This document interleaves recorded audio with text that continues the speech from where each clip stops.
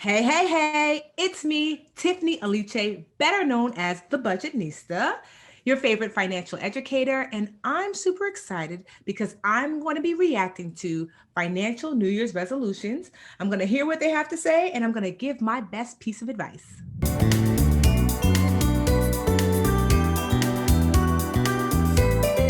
My financial resolution for 2021 is to invest a portion of my money in the markets, so my money's working for me instead of just sitting in the bank. I want to save for my retirement and for major life milestones like buying a home sometime in the next 5 years. So, Helen, that sounds awesome because I think a lot of women are afraid to start investing.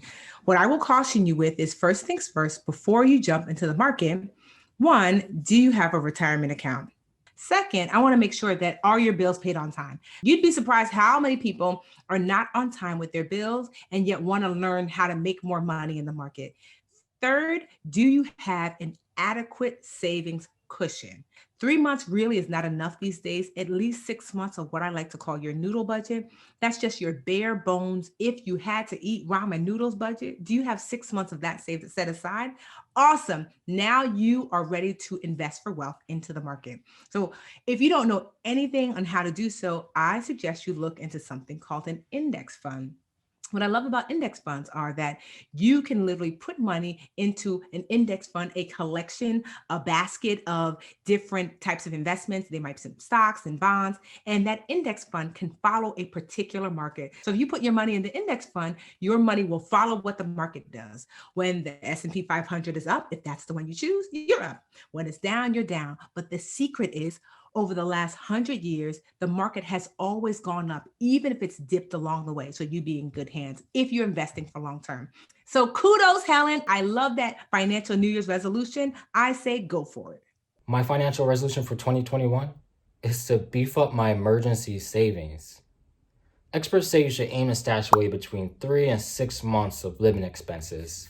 For me, that means between $6,000 and $12,000. Shawn, as the budgetnista, this makes my heart smile.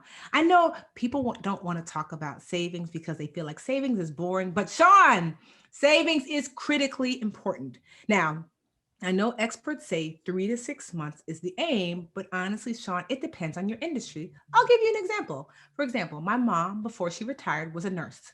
Nurses are always in demand. Even now that she's retired, they still wanted to bring her out of retirement to go to work. So for her, 3 months of emergency savings is perfect. Now, my sister is an engineer. It took her 2 whole years after graduating college to find a job. It is very difficult for some folks to find jobs in engineering. So as a result, she might need 6 months to a year's worth of emergency fund savings. So depending on your industry, Shawn, that's going to dictate how much you should save. But as it relates to your financial New Year's resolution, I give you an A++, and that means something because I used to be a teacher. This year, my financial goal is to get at least 3 months worth of expenses in my emergency savings account. So that's like between $12,000 and $15,000. I have a good start already, but this year I finished paying off my college loans, which means going forward, I can siphon off more of my monthly paycheck into my emergency savings. So first of all, I want to say, go, GILI, go. I mean, we need to clap for you because to pay off your student loans, that's very difficult to get rid of your student loans. So I want to acknowledge them. Second, GILI, I'm going to give you a little tip of what I had to do to help my husband to save more aggressively for in his savings account. I taught him how to split it before you get it. Let me explain. That means you are going to go to HR, whoever does your benefits and payroll, and ask, how many pieces can I split my paycheck into?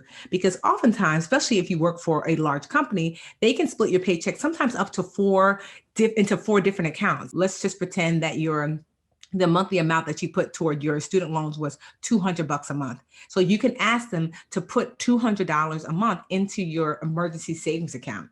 That way you don't even have to think about it. It's almost like budgeting without the budget, right? So GILI, go ahead and split it before you get it, and you get an A+++ for being responsible enough to pay down your student loans and extra responsible for wanting to divert that money into emergency savings. Well done. My resolution for 2021 is to take more risks. I was very lucky this year and I was able to save a lot of money, and it helped me meet a lot of the financial goals that I never imagined I would be able to meet so soon. So I have my reserve fund ready.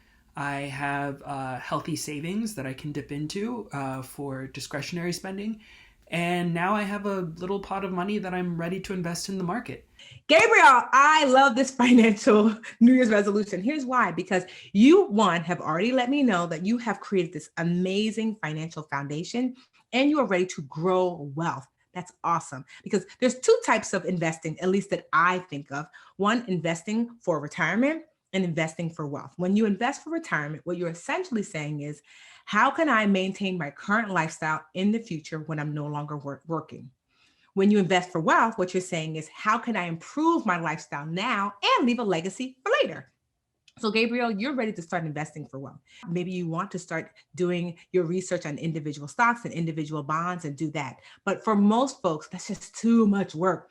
They'd be more interested in something called a mutual fund or even an ETF. Here's why I like mutual funds. Mutual funds and ETFs are both baskets of stocks and bonds and other investments, right? So with a mutual fund, you can actually set it and forget it. You can decide to do what's called dollar cost averaging. And that's just when you put a similar amount of money every month into the mutual fund or funds of your choice.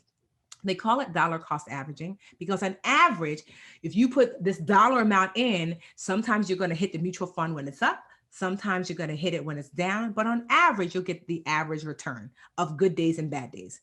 Now, that's what you can do with mutual funds. Now, the thing about mutual funds is they typically, because they're actively managed, many mutual funds have a higher expense ratio. The expense ratio is the fee you're charged for being able to invest in that mutual fund. Like if you're someone who is like, you know what, I like to be a little bit more active and hands-on, not stocks hands-on, but kind of hands-on, you might look into an ETF. That's an exchange traded fund. So what an ETF is very similar to a mutual fund in that it's also a basket, but you really can't automate your investments into ETFs. Instead, you kind of buy and sell them the same way you would do stocks. So you can go in and purchase ETFs the same way that you would do stocks whenever you feel like it. And that might be the way you like to enter into the market. Either way, enter into the market. Gabriel, you're ready. Well done. I'm getting married this year, and since we can't have a big ceremony, we'd like to spend that money on a nice honeymoon trip instead once traveling is safe again. So my question is there anything we can do to plan the trip ahead of time to help save money, especially while things are still so uncertain?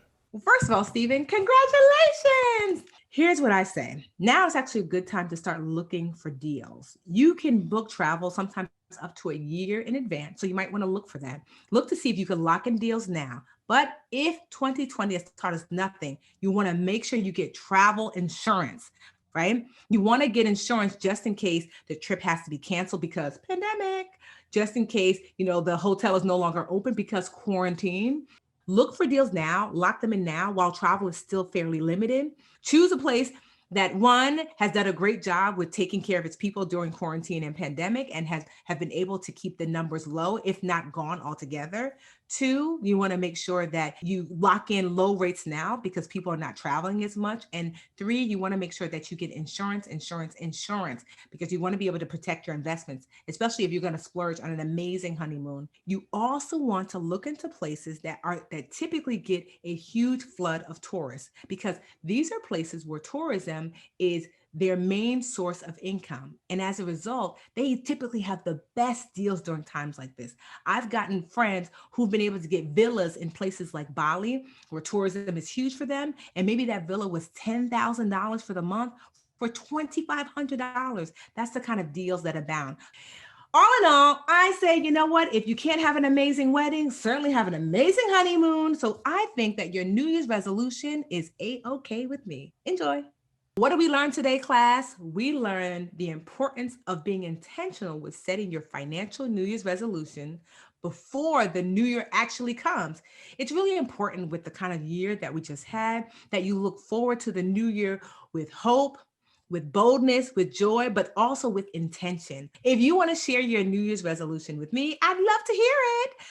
I am the Budgetnista on Instagram, on Twitter, on Facebook, everywhere. Just tag me and share them. And I will give you my take on your financial New Year's resolution.